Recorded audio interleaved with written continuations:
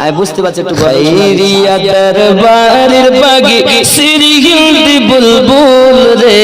মুর্শিদ কেবলা আনাস শাহ সেই বাগানের ফুল রে মুর্শিদ কেবলা আনাস শাহ সেই বাগানের ফুল রে জোরে বলুন দিল্লিতে খাইরিয়া দরবার তাহার আস্তানা লক্ষ লক্ষ মুরিদেরা তাহার দিওয়ানা জোরে বলুন দিল্লিতে খাইরিয়া দরবার তাহার আস্তানা লক্ষ লক্ষ আশিকেরা তাহার দিওয়ানা নূরানি চেহারা দেখি নূরানি চেহারা দেখি আশিকেরা বেকুল রে মুর্শিদ কেবলা আনাস শাহ সেই বাগানের ফুল রে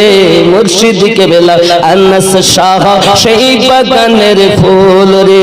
খাইরিয়া দরবারের বাগি সিরিহিন্দ বুলবুল রে মুর্শিদ কেবলা আনাস শাহ সেই বাগানের ফুল রে জোরে বলুন আমার মুর্শিদ মাসুম শাহ চিনিলেন সেই ফুল লিখে গেলেন আনাস হবেন এই তরিকার মূল আমার মুর্শিদ মাসুম শাহ চিনিলেন সেই ফুল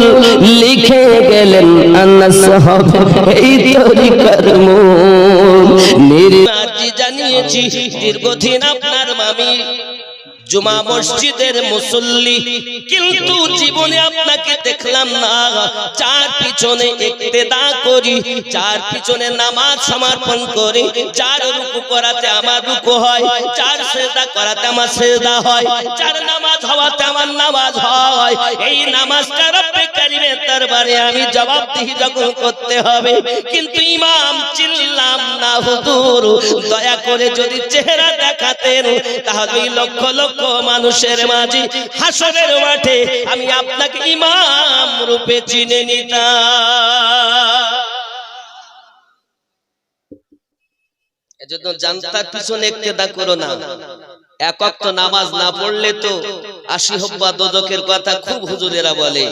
কিন্তু নামাজ পড়ে যদি না হয় তাহলে কি হবে এ কথা আর কেউ বলে আমার জওয়ান যুবক সোনামানিকেরা আব্দুল হক মুহাদ্দিস দেহলভী রাহমাতুল্লাহ আলাইহি বললেন বাবা তোমাকে বলেছি মেম্বারে বসতে খুতবা তোমাকে দিতে হবে না বাবা আমি জানি তোমার ইলম নাই তুমি শুধু হুকুম পালন করো যেই না ওই ব্যক্তি প্রশ্নকারী মেম্বারে